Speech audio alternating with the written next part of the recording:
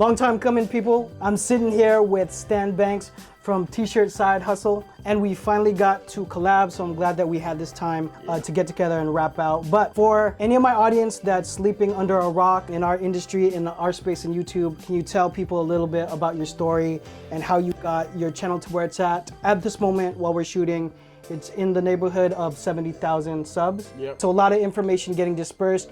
In fact, a number of you guys are watching are from his channel. Welcome. Consider subscribing. Definitely subscribe. Consider subscribing. But for my guys who might be new to it, can you tell them your story? So I'm Stan Banks from T-Shirt Side Hustle, and I help people start T-shirt businesses from home or wherever you're at. I think for you guys from John's channel, the part about myself is I had brands. I make brands for fun because I'm a production type of person. I'm a hands-on printer. Started screen printing back in 2011 officially. I was doing computer design. It kind of led me into photography, and that photography shirt that I used to make, I got surprised that people wanted to buy it, right? So I bought a dozen, I sold those. I bought 2 dozen, they sold those. I bought 4 dozen, I sold those. I was like, people are really buying a t-shirt that says Stan Banks Photography on it. It's a dope logo or whatever, but it kind of got my eyes open to the fact that, like, why y'all even want to buy it? And I'm selling it and I'm like doubling my money. So I just kept flipping it and flipping it. And then at one point they were like, can you make mine? And at that point I didn't know anything about how to print or anything like that, but I'm like,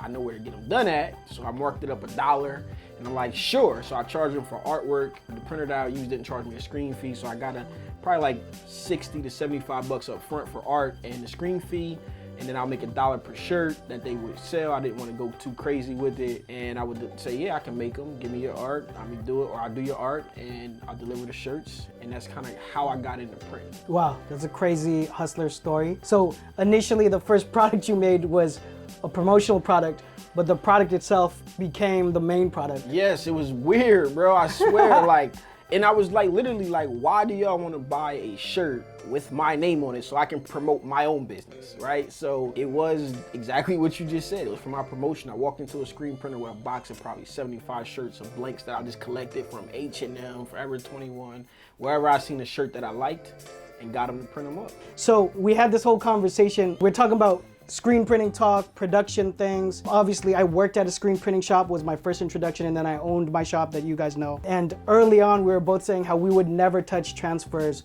for like brand work type of thing. But it's gone so far. So I feel like your channel has documented a lot of that. Yes. So tell us about the journey of where the science and the technology is now versus like where you came from with all of it and how it's progressed. So in the beginning, I had the same viewpoints that everybody else had, like iron on, fall off, Iron on. at home type of idea. So for me, when Straight Outta Compton came out, I had a brand called HBCUTs, which was historically black colleges. So when Straight Outta Compton came out, I had this idea for 2 years, and I'm like, you know what? Let me do straight out of all of these different schools.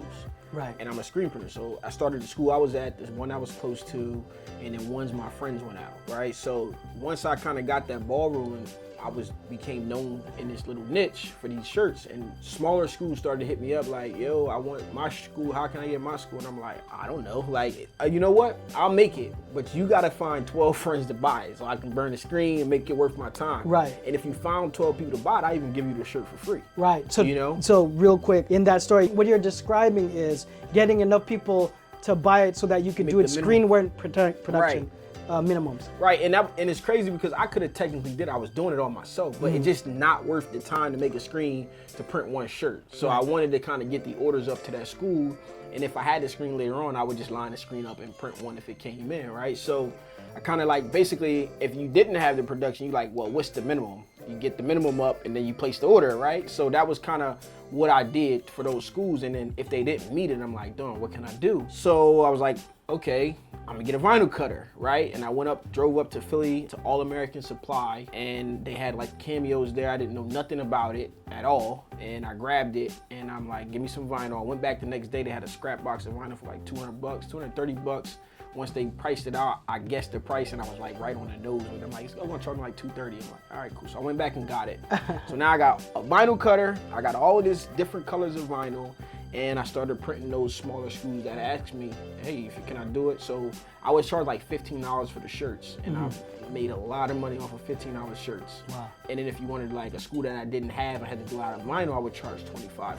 So that was my first introduction to vinyl, and I'm just like, when I started, I'm like, wait, why didn't I start with this? Like all of the things that I was doing with the Udemy machine and the paper that you got to try to put on it that you couldn't get off, that didn't work right, the emulsion paper. Then I got the DIY kit from Ryanette and trying to burn the screen with the floodlight, and I mounted that thing to my mom's dryer in the basement, and it just had all of these problems. Shout out to Ryanette Marketing. Yeah, man. They flood the marketing, you know. I went through all of those growing pains, and that's kind of where I went. So I looked at the heat press like, yo, why didn't I get started this way? It wasn't as bad as everybody's perception was. So I kind of like, listen, you can get into screen print. I was still screen printing and stuff like that. But I'm like, bro, if you just starting out, this is the best way to start. And then you figure out, you can start making some money. And then you start to figure out, man, I was standing in the living room on screens because I couldn't get the thing mounted right. Printing on the ground and washing screens out in the bathtub and had a firm burner them at the art school and stuff like that. So I went through all of those headaches, and I'm like, well, if anybody wants to get into it, here's the true easiest way. But if you still want to get into screen printing after you do this, by all means, you can start to build your business up. Wow, crazy. I was picturing like emulsion like left over in your tub. Everywhere, bro. It's red everywhere. DIY screen printers know exactly what we're talking about. And, you know, to kind of illustrate the point, what it's come to now with what you could do, sort of there's no limits. I mean, there's limitations, but the quality is off the hook now, and what you can do, and particularly with SupaColor, how they'll turn it around in like 2 days.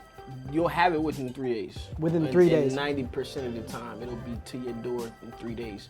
Now, we know shipping at this given moment is unpredictable, but you know, you order today by the cutoff time, which is like 3 p.m. Well, it's 3 p.m. on the East Coast. It's 12 noon here. It'll ship out tomorrow to you. And then, you know, COVID, so there was some restrictions and things that kind of slowed it down a little bit. But getting it back up, things are coming back around now. So you'll have your order within like 3 business days. Wow. So big video for my channel. This is gonna shift a lot of things, but with the technology that we have now, with what SupaColor's doing, the type of variety you could put together for a line, and the type of substrate, the type of blanks that you put that design on is like a super wide range. Yes, anything you can design on a computer screen you can see. I think we talked about it in the video, but everything except for like shadows, fades, and glows. So everything else you can print on the screen, gradients, photorealistic, like literally take a picture on your cell phone, size it, send it in the print. It'll come out exactly the way you see it. And that's where I see the benefit is to it. Wow. The most hated video that I ever had on my channel, I actually deleted it or I unlisted it, was when I told people not to use a heat transfer press. I never told you this. So I was like, someone had asked me that, and my answer to them was like, no, don't start with a heat transfer press. And as time went on, I got a lot of flack on that video. I was like, why is there so much attention to it? You should have left it up, bro. No, that's true. I should unlist it if it's there. I'll link to it if I still have it. But I talked about how I was not that hyped on DTG way early, right? I had one. Right. In a jet sprint. Oh, okay. Headache. I'm sure. When did you had that on your channel? I'm sure. Did you document any of it? I barely got it running. Oh wow. So it was like in some of my live videos, I never got to the point to do tutorials on it. I was just over it by the time that we got it running. Yeah. It was crazy. I know Pangus had on his channel, he did the video why he sold it after him and his dad bought it, which was eye-opening. But the bigger point that I'm coming to is the technology and the science of everything moving so fast. And now, I mean, this is a big moment in time, and a lot of people have been on it, and a lot of it is from your channel. And what I'm saying, there's other influencers that are talking about it, but now it's on my channel and I'm talking about it. Right. Those alone are the biggest bullet points. Any stories that on your side of clients, customers, or people that have tried it and scaled up from it?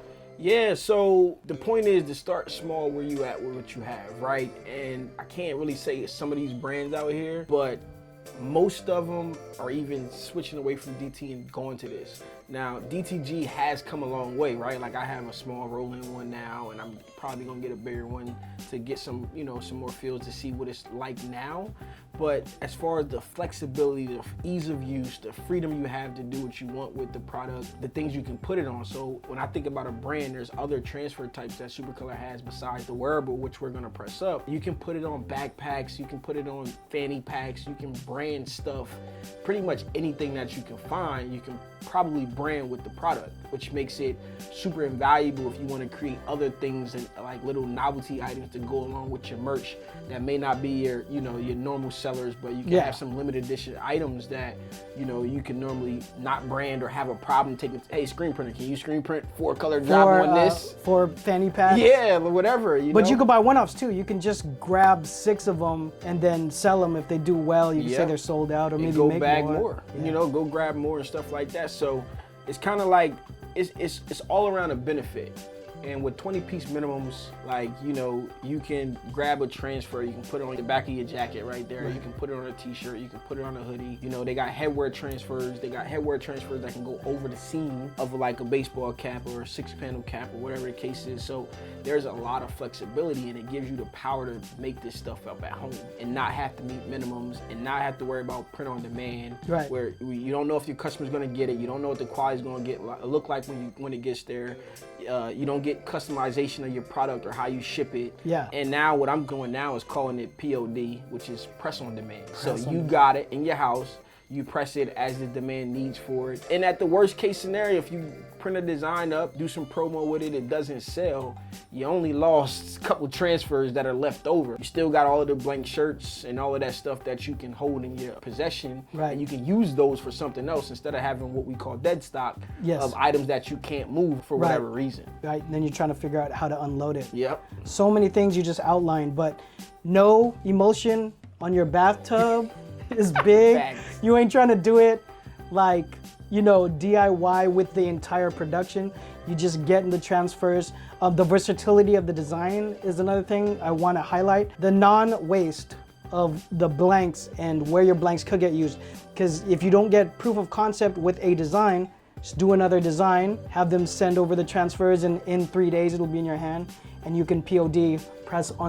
That's right, the new term. You heard it here. I've been coining it, man. I know where this is gonna go, so I'm Xing out all of the rest of my questions. But for anyone on my channel, first of all, for more on all of this, there's tons of amazing videos on his channel. So if for some reason you're subscribed to me and not Stan, then you need to go sub that right now. But you'll find some more information there. But for my guys for watching right now, what's a tip or some advice if they're like, wow, I really need to try that technique? So sign up for an account. We'll put a link down in the description, and when they sign up for their account, make sure they put your name in there. Let them know that you signed up from John's channel. A free sample pack will be on the way. You fill out an application, sample pack will be on the way to you. You get a small sample pack.